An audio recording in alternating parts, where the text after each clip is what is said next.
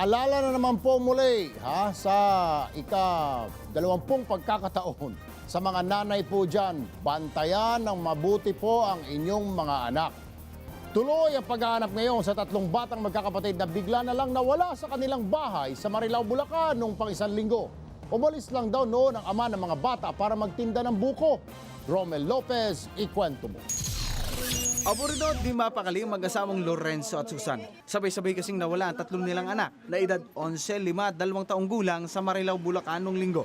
Kwento ni Lorenzo, saglit pa lang daw niyang iniiwan ang mga anak na sila Lorna, Flor at Laika sa kanilang bahay para magtinda ng buko.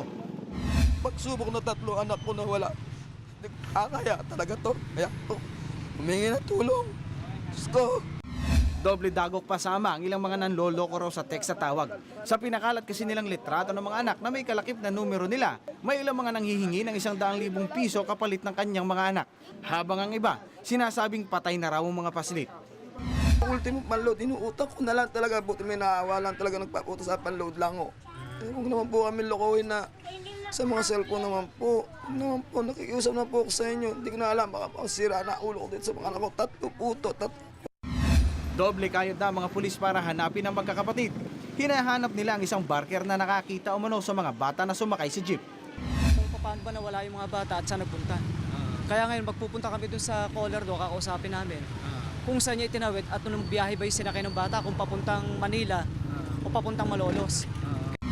May ibang nagsasabi naman na bago nawala ang mga paslit ay may nakausap pa ang mga itong nakamotor na lalaki.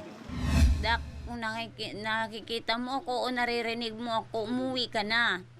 Kahit kung halimbawa man hindi mo kasama yung mga kapatid mo, umuwi ka para malaman namin kung saan natin nahanapin.